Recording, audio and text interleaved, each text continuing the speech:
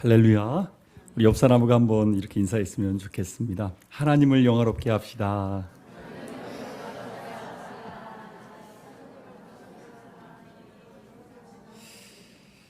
9월달 첫 주부터 진리로 하나님을 영화롭게 하라 이런 말씀으로 전했고요. 그다음에 무엇을 하든지 하나님을 영화롭게 하라. 그리스도의 고난으로 하나님을 영화롭게 하라. 온 땅에 충만한 하나님을 영화롭게 하라. 사명으로 하나님을 영화롭게 하라. 그리고 오늘은 십자가로 하나님을 영화롭게 하라라는 제목으로 함께 말씀을 나누기를 원합니다. 오늘은 1517년 10월 31일에 비텐베르크 성당이라는 곳에 마틴 루터가 95개조 반박문을 붙여서 그날을 종교개혁 기념주일로 지키는 그런 종교개혁 주일이기도 합니다. 많은 전통과 인습에 묶여있던 또 타락해가던 중세 시대에 마틴 루터의 이 종교개혁이야말로 다시금 성경으로 돌아가자라고 해서 오직 성경을 외친 그러한 은혜의 시간이었고요. 그 다음에 전적인 하나님의 은혜를 생각하면서 오직 은혜를 외쳤습니다. 또한 오직 의인은 믿음으로 말미암아 살리라 하는 그 외침 가운데 오직 믿음을 외쳤습니다. 그리고 예수님이면 충분합니다 라는 고백으로 오직 그리스도를 외쳤습니다. 그리고 마지막 다섯 번째 오직 하나님께 영광 솔리 데오 글로리아 라고 외치면서 정말로 우리의 인생 전체가 먹든지 마시든지 무엇을 하든지 다 하나님의 영광을 위하여 우리가 받은 은혜도 우리의 믿음도 우리의 구원도 전적으로 하나님의 은혜이다 라고 선포하면서 종교개혁이 시작되어졌고 우리에게까지 전해져 와서 우리는 성경을 붙들고 전적인 은혜 가운데 주님이면 충분합니다 고백하면서 믿음으로 이 주간을 보내고 있습니다. 유초홍부에서 많이 부르는 찬양이 있습니다. 돈으로도 못 가요 하나님 나라 힘으로도 못 가요 하나님 나라 거듭나면 가는 나라 하나님 나라 믿음으로 가는 나라 하나님 나라.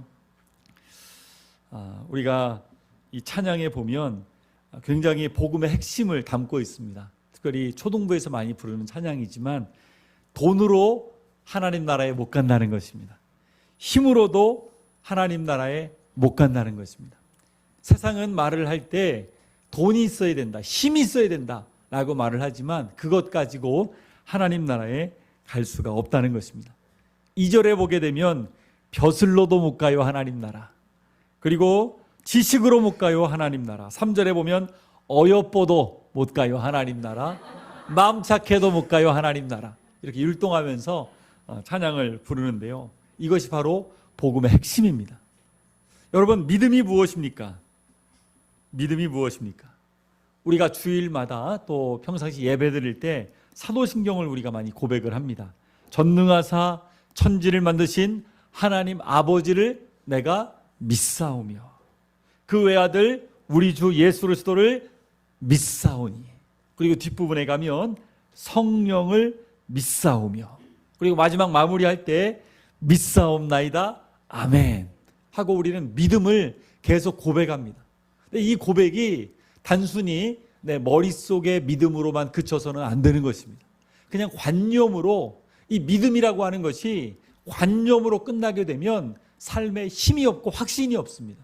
믿음이 여러분에게 실제가 되어야 한다는 것입니다.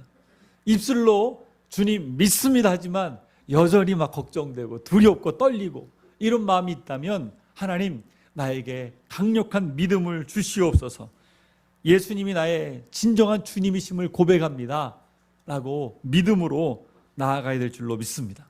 그런데 때로는 우리가 믿음이 있는 것 같다가도 어느새 믿음이 없어 보이기도 합니다. 믿음이 실제가 안 될 때도 때로 많이 있습니다.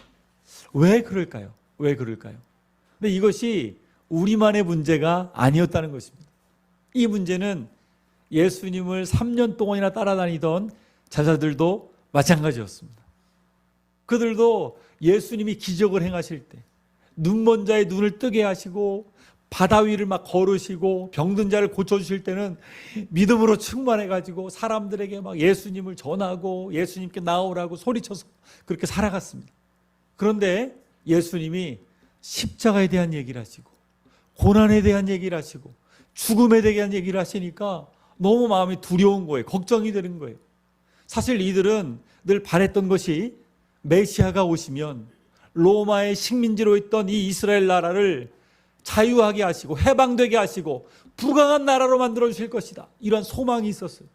그리고 예수님 너무나 능력이 많으신데 그분이 강력한 지도자가 되어서 우리가 높은 직위를 차지해서 장관이 되고 힘 있는 권세자가 될 것을 사실은 따라다니면서 계속 그것을 기대했습니다. 그래서 서로 간에 자꾸 다퉜어요.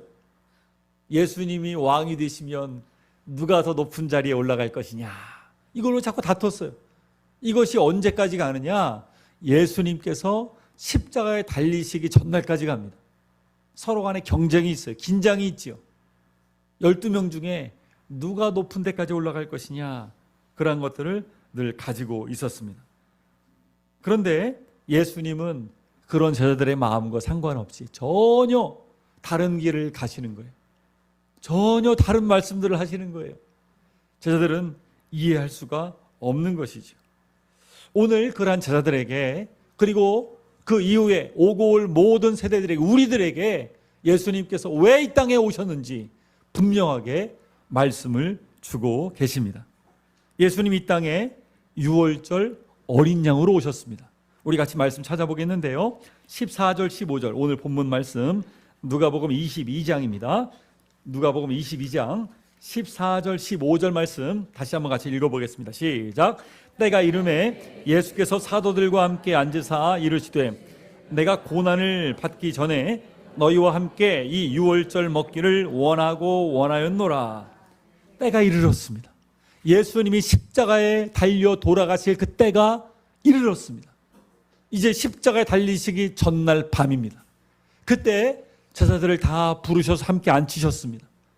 그리고 나서 예수님께서 말씀하십니다. 내가 고난을 받기 전에, 십자가에 달려 죽기 전에 너희와 함께 이 유월절을 먹기를 원하고 원하였노라.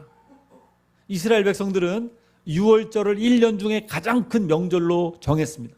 그리고 이 명절을 지켜왔습니다. 예수님께서 이 유월절 식사, 우리가 추석 때, 이번에도 추석 때 가족들이 또 아는 여러 사람들이 모여서 잔치를 벌이고 함께 음식을 먹잖아요. 맛있는 음식을 함께 먹으면서 그것을 기대하는 것처럼 예수님께서 내가 이 유월절 식사, 잔치를 마련하기 위해서 내가 너무 원했다. 그 정도가 아닙니다. 예수님께서 왜 그토록 원하고 원하시면서 이 유월절 식사를 하기를 원하셨을까요? 그것은 이 유월절의 개념에 대해서 예수님께서 새로운 해석을 해주시는 것입니다. 이 유월절은 어떤 날입니까? 이 유월절은 애굽에서 노예 생활을 400년 동안 했습니다. 그렇게 어려움 생활 속에 있던 이스라엘 백성들이 홍해바다를 건너서 출애굽을 해서 해방된 날을 기념해서 그 후로부터 계속 지켜왔던 절기가 바로 유월절 절기인데, 이들이 그냥 애굽에서 나온 것이 아니죠. 이 이집트 백성들이, 이집트 왕, 특별히 바로 왕은 이스라엘 백성들을 내보내기가 싫었습니다. 그래서 이들이 나간다고 하니까 너무 노발대발하는 거죠. 그래서 이집트에 모세가 와서 재앙이 올 것이라고 경고를 합니다. 근데 왕이 듣질 않죠. 코웃음을 칩니다. 그러자 나일강 물이 피로 변했습니다. 그리고 개구리 떼가 전국을 덮었습니다. 나라가 막 위태로울 정도입니다. 그리고 이가, 사람들 막 몸에 이가 막 드글드글합니다. 파리 떼가 막 드글드글합니다.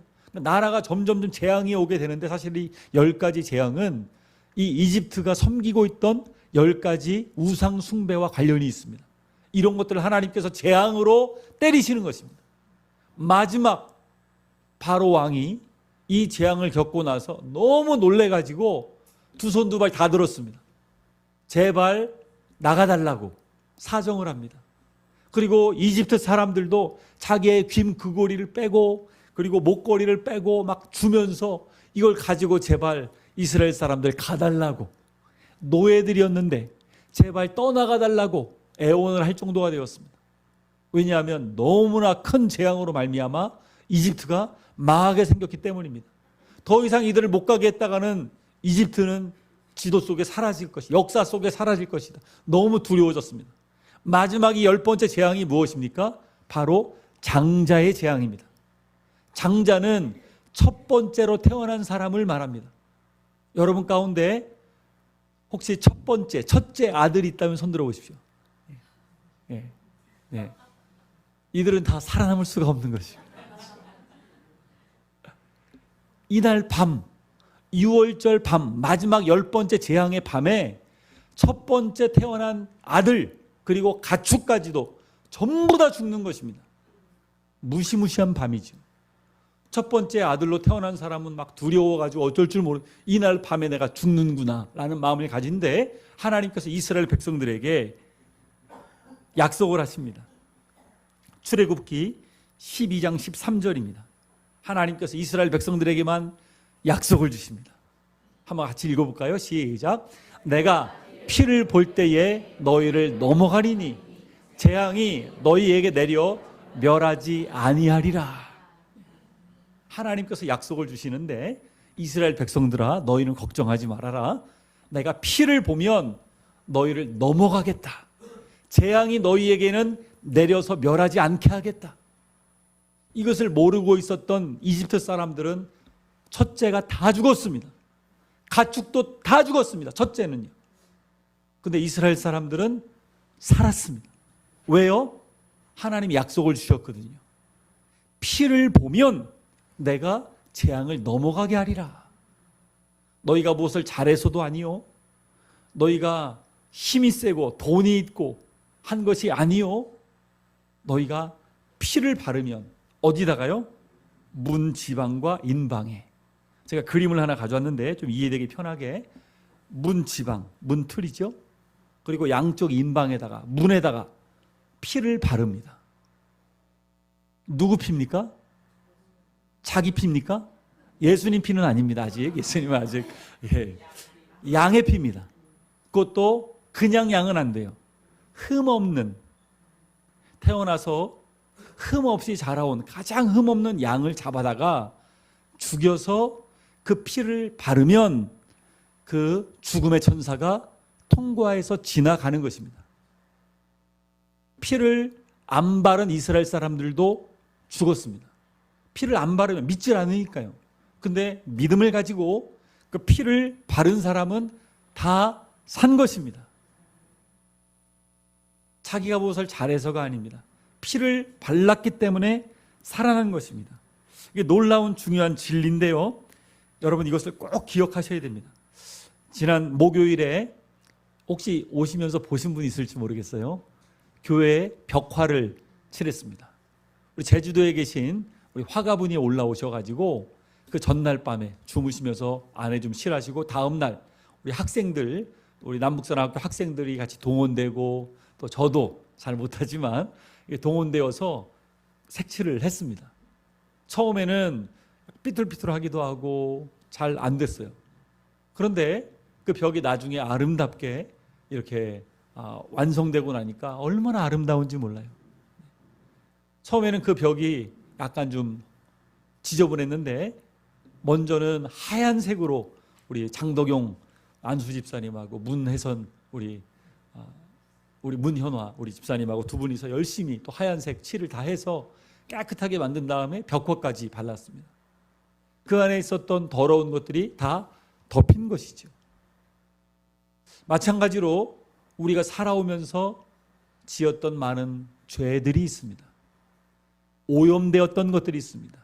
나쁜 마음들이 우리 안에 여전히 있었습니다. 그런데 달라진 것입니다. 예수님의 보혈로 말미암아. 예수님께서 왜 원하고 원하셨느냐? 예수님 말씀하시는 거예요. 내가 어린 양으로, 유월절 어린 양으로 너희를 위하여 그 피를 흘리기 위하여 내가 왔다 라고 말씀하시는 거예요.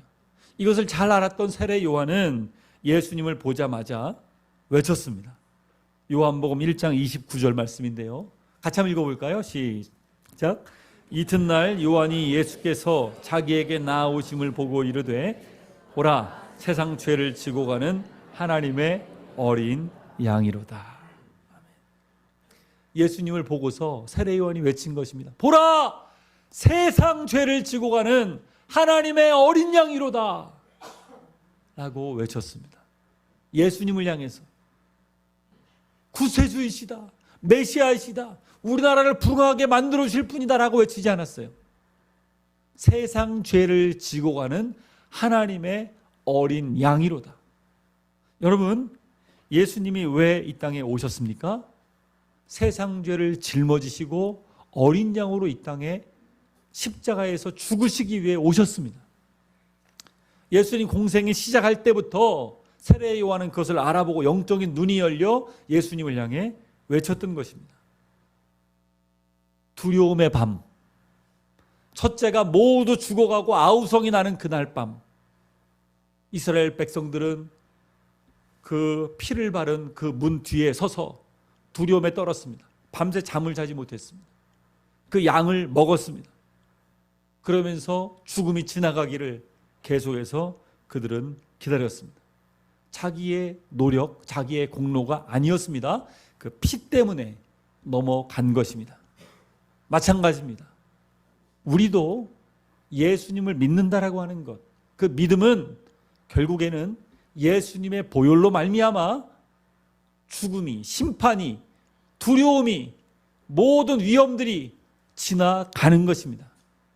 둘째, 사망이 지나가는 것입니다. 예수님을 믿는다는 의미는 바로 그와 같은 것입니다. 예수님을 하나님께서 어린 양으로, 독생자들 예수 그리스도를 우리 가운데 보내어 주셨습니다. 양을 볼 때 이스라엘 사람들이 어떤 마음이 들었을까요? 흠없는 어린 양, 사실은 내가 죽어야 되는데 너가 대신 죽는구나 라는 마음으로 사람 수에 따라서 어린 양을 죽였습니다. 어린 양의 피를 발랐습니다. 왜냐하면 자기가 살아야 되니까요. 하나님이 말씀하셨으니까요. 그 양의 피가 있어야지만 산다고 했으니까요. 우리가 예수님을 바라볼 때 어떤 마음을 가져야 할까요?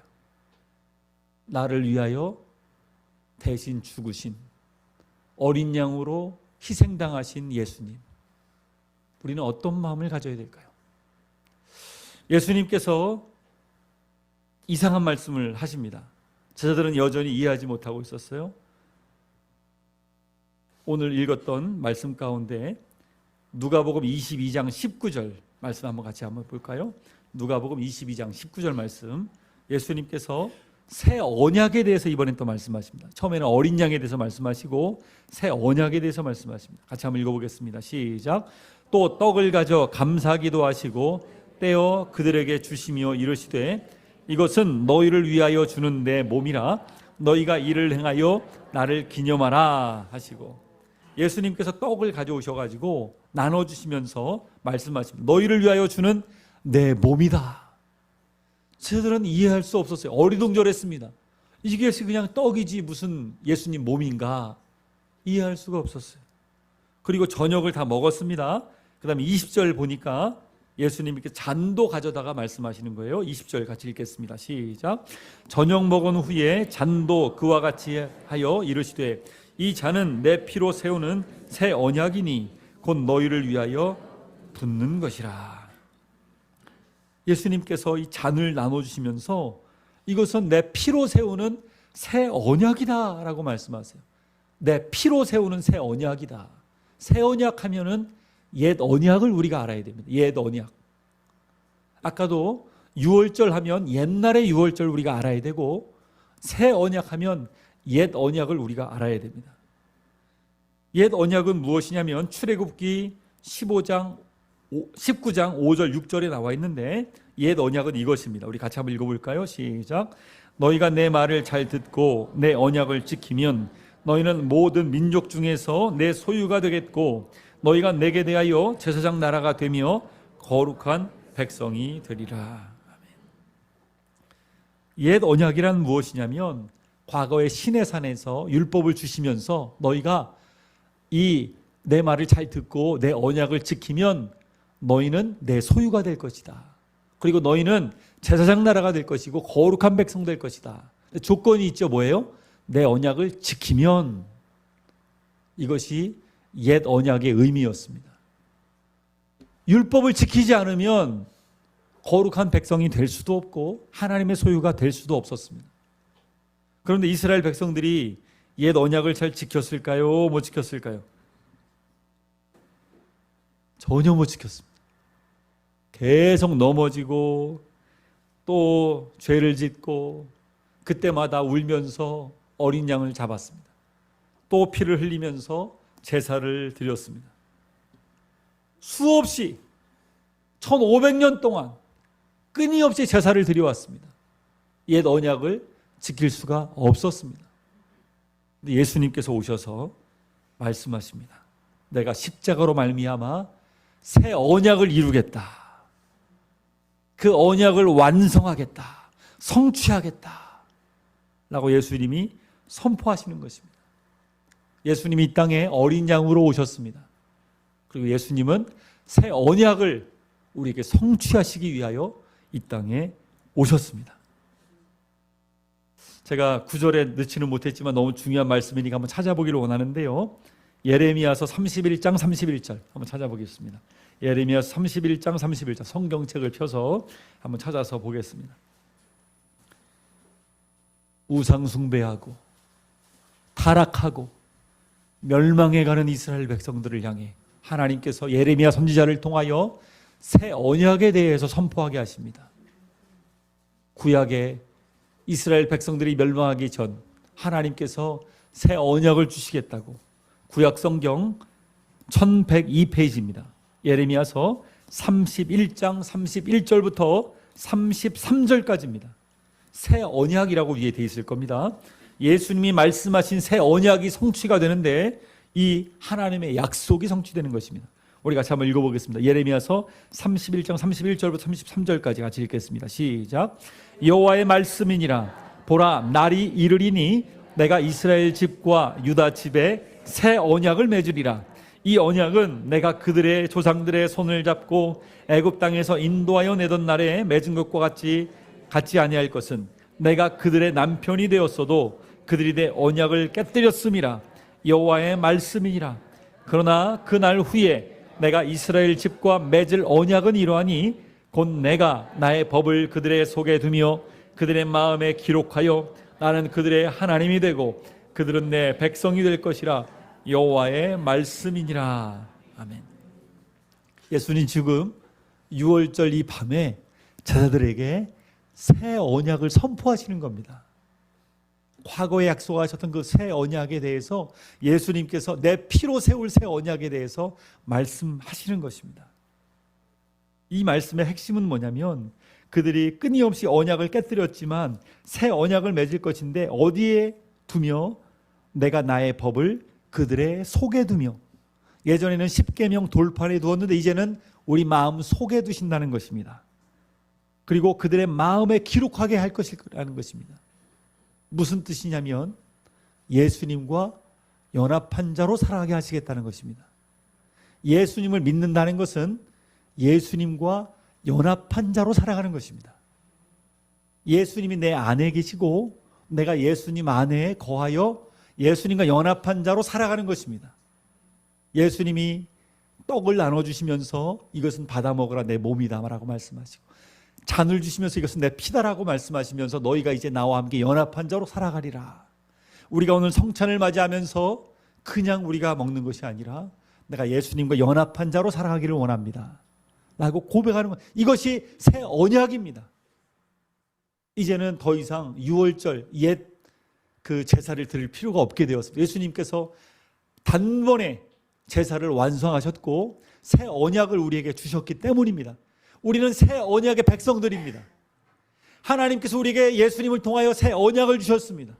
이제는 십자가로 말미암아 구속받은, 하나님의 구원받은 자가 되었습니다. 노예 상태에서 하나님께서 이스라엘 백성들을 구원해 내셨습니다. 출애굽시키셨습니다. 우리도 죄에서, 사망에서 우리를 건져 주셨습니다.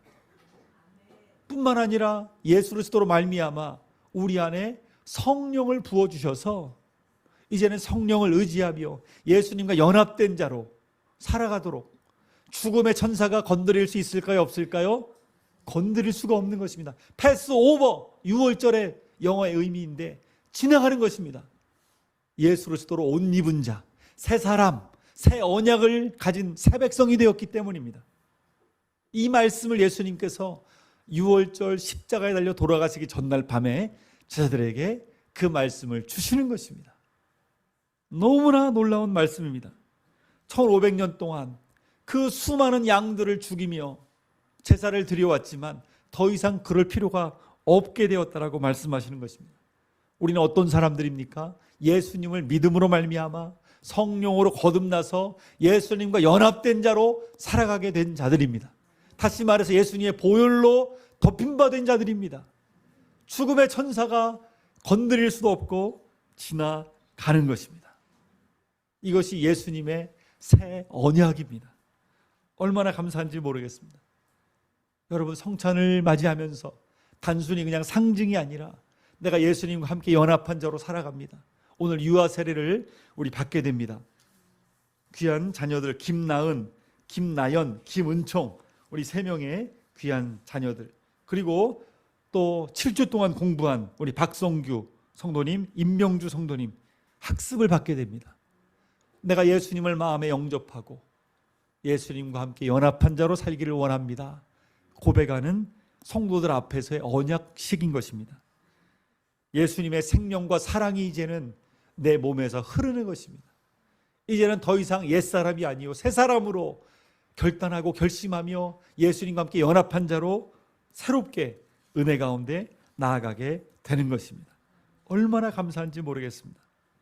세 번째로 마지막 결론입니다. 예수님이 죽으신 것으로 끝나셨을까요? 아닙니다.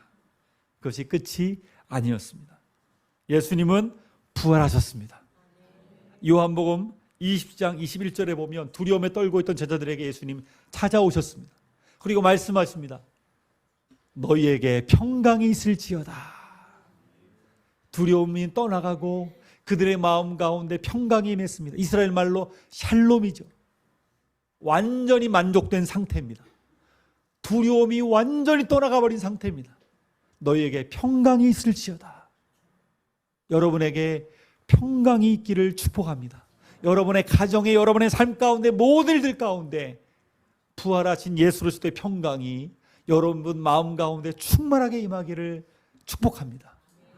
예수님 말씀하십니다. 아버지께서 나를 보내신 것 같이 이제는 나도 너희를 보내노라. 파송을 하시는 것이죠. 저들은 과거에 땅에 속한 자들이었습니다. 그런데 예수님께서 십자가에 달려 돌아가시고 그리고 부활하신 이후에 예수님 말씀이 깨달아지기 시작했습니다. 예수님이 하나님의 나라의 일을 40일 동안 그들에게 설명해 주셨습니다. 그리고 예수님께서 약속하신 대로 오순절 마가의 다락방에서 성령이 그들에게 임하였습니다. 그들은 이제 성령 충만한 자로 두려움은 떠나가고 담대하게 인생을 살아갈 수 있는 자들로 변화되었습니다. 죽음도 그들을 가로막을 수가 없게 되었습니다. 그들은 과거에는 자기가 살아있는 사람들을 준 줄 알았는데 이제는 정말로 주님 안에서 새롭게 산 자들로 변화된 것입니다. 여러분, 에베소서 2장 1절에 보게 되면 이런 말씀이 있습니다. 같이 한번 읽어볼까요? 시작. 그는 허물과 죄로 죽었던 너희를 살리셨도다. 우리는 어떤 자들이었습니까? 허물과 죄로 죽었던 사람들이었습니다. 죽었던, 완전히 죽어 마른 뼈가 됐던 사람들이었습니다. 근데 하나님께서 우리를 예수 그리스도를 통하여 살려주셨습니다. 우리 여기에서 너희를, 이거를 바꿔서 우리를로 한번 읽읍시다. 우리를. 그는 허물과 죄로 죽었던 우리를 살리셨도다. 할렐루야. 여기다 이제는 나를 한번 넣어서 읽어볼까요? 나를. 시작. 그는 허물과 죄로 죽었던 나를 살리셨도다. 하나님께서 예수 그리스도를 통하여, 십자가를 통하여 우리를 살려주셨습니다. 할렐루야. 우리는 살아난 존재입니다. 과거에는 내가 산 것 같지만 사실은 죽었던 자였습니다. 진정으로 우리는 예수님을 통해서 살아났습니다. 얼마나 기쁜 일인지 모릅니다. 얼마나 기쁜 일인지 모릅니다. 그런데 살아서 이 땅에 관심을 두고 살아가야 되느냐? 아닙니다. 더 이상 우리는 이 땅에 관심 두고 살 필요가 없는 것입니다. 여러분, 여행을 가면 호텔이나 리조트나 이런 콘도 같은 데서 머물게 되잖아요. 저희도 부모님을 모시고 이번에 추석 때 강원도 양양이라는 곳에 다녀왔습니다. 호텔에 가서 머물렀는데요. 2박 3일 동안 있었는데 집에 오니까 더 좋더라고요. 네. 호텔에 가서 2박 3일은 그래도 좋은데 거기서 만약에 1년 동안 살으라 그러면 전 못 살 것 같아요. 네. 아무리 좋아도 내 집이 좋습니다. 편안합니다. 잠도 잘 오고요. 여러분, 우리가 이 땅에 살아가는 사람들인데 성경은 말합니다. 이 땅이 우리의 집이 아닙니다. 우리의 집은 영원한 하나님의 나라입니다. 영원한 천국입니다. 이 땅에서 좀 불편해도 괜찮습니다. 이 땅에서 좀 집이 안 좋아도 괜찮습니다. 영원한 집이 기다리고 있기 때문입니다. 여러분, 그 영원한 집에 가면 얼마나 좋을까요? 얼마나 좋을까요? 우리 믿는 믿음의 선배들은요, 이 땅을 바라보고 살지 않았습니다. 영원한 하나님의 나라를 바라보고 살았던 것입니다. 히브리서 11장 16절에 보면 믿음의 선배들의 고백이 나오는데요. 히브리서 11장 16절 같이 한번 읽어보겠습니다. 시작. 그들이 이제는 더 나은 본향을 사모하니 곧 하늘에 있는 것이라. 이러므로 하나님이 그들의 하나님이라 일컬음 받으심을 부끄러워하지 아니하시고 그들을 위하여 환성을 예비하셨느니라. 아멘. 사실 제자들의 관심은 이 땅이었습니다. 예수님의 부활을 경험하고 성령을 경험하고 나서 그들의 관심은 바뀌었습니다. 하늘이 되었습니다. 영원한 집, 하나님의 나라, 그것이 내가 평생 살아가야 될 영원한 집이다. 이 고백을 하면서 더 나은 본향을 사모하며 산 것이죠. 사도 바울은 직접적으로 빌립보 3장 20절 말씀에 이렇게 우리의 시민권은 하늘에 있다고 선포합니다. 우리 같이 한번 읽어보겠습니다. 시작. 우리의 시민권은 하늘에 있는지라. 거기로부터 구원하는 자 곧 주 예수 그리스도를 기다리노니. 우리의 시민권은 어디에 있습니까? 하늘에 있습니다. 우리는 이 땅에 속한 자가 아니라 하늘에 속한 자인 줄로 믿습니다. 우리 옆 사람에게 한번 얘기해 줬으면 좋겠습니다. 우리는 하늘에 속한 사람들입니다.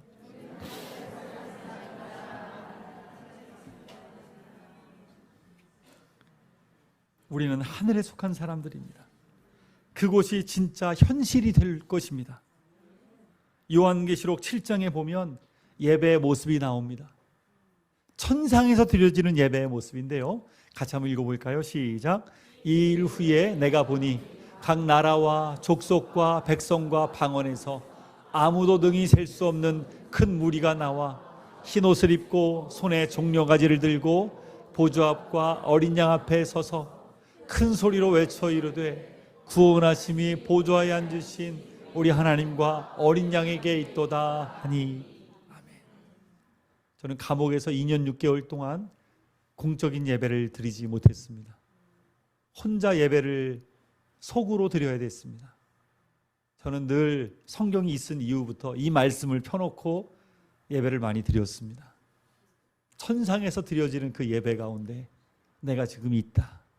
감옥에서 찬양도 부를 수 없고 혼자서 예배를 드리지만 나는 영원한 천국에서 영원한 천상의 예배를 드릴 존재이다. 얼마나 마음이 기뻤는지 모릅니다. 여러분, 우리는 천상의 예배를 드릴 존재들입니다. 구원하심이 보좌에 앉으신 우리 하나님과 어린 양께 있도다. 천군 천사와 함께 천상에서 마음껏 찬송과 경배와 존귀와 찬양을 하나님께 올려드리게 될 것입니다. 여러분 힘드십니까? 삶에 많은 어려움들이 있으십니까? 그때마다 여러분 천상에 드릴 예배, 하나님의 나라를 바라보시기를 바랍니다. 그 나라를 기대하시기를 바랍니다. 저는 여행을 떠나면 마음이 설렙니다. 어떤 분이 하와이에 갔다 와가지고 그 얘기를 해주는데, 야, 하와이 얼마나 좋을까 생각이 들었습니다. 어떤 분이 또 인도네시아 발리가 또 그렇게 좋다고 얘기하더라고요. 어떤 분은 또 괌도 그렇게 좋다고 하더라고요. 여러분 여행 좋아하십니까? 설레십니까? 별로 뭐 많이 다녀오셔서 그런가? 세계 일주를 다 해보셨는가? 별로 기대가 없으신 것 같은데, 여러분 좋은 곳을 여행 가면 너무 좋잖아요. 제가 작년에 오키나와라고 하는 일본의 한 섬을 갔습니다. 갔는데 바다가 너무 아름다운 거예요. 바다에 열대어가 막 보여요. 파란색, 노란색 물고기가 얼마나 좋은지. 저는 더 오랜 시간 머무르고 싶었지만 아내가 빨리 가자고 이제 그만. 더 아쉬워요. 지금도 막 또 가고 싶어요. 물 색깔이 얼마나 아름답고 투명하고, 그런 바다를 제가 태어나서 처음 봤습니다. 여러분 천국은 얼마나 아름다울까요? 이 땅에서 형용할 수가 없는 아름다움이 천국에 있습니다. 우리는 이 땅에 살아가면서 때로는 힘들 때도 있고 어려울 때도 있지만, 그 어려울 때마다 우리는 하늘에 속한 사람이다. 나는 하나님의 나라에서 영원히 살아갈 존재이다. 그 고백을 하면서 이 땅을 살아가는 사람들인 줄로 믿습니다. 미래의 소망일 뿐만 아니라 현재를 이겨낼 수 있는 힘이 바로 하나님의 나라입니다. 예수님이 어린 양 되셔서 하나님 나라의 문을 여셨습니다. 어린 양의 보혈의 피를 우리에게 덮으셨습니다.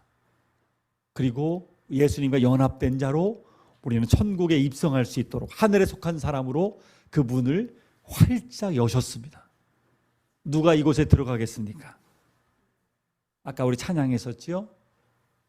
돈으로도 못 가요 하나님 나라, 힘으로도 못 가요 하나님 나라. 거듭나면 가는 나라, 믿음으로 가는 나라, 그 나라가 바로 하나님의 나라입니다.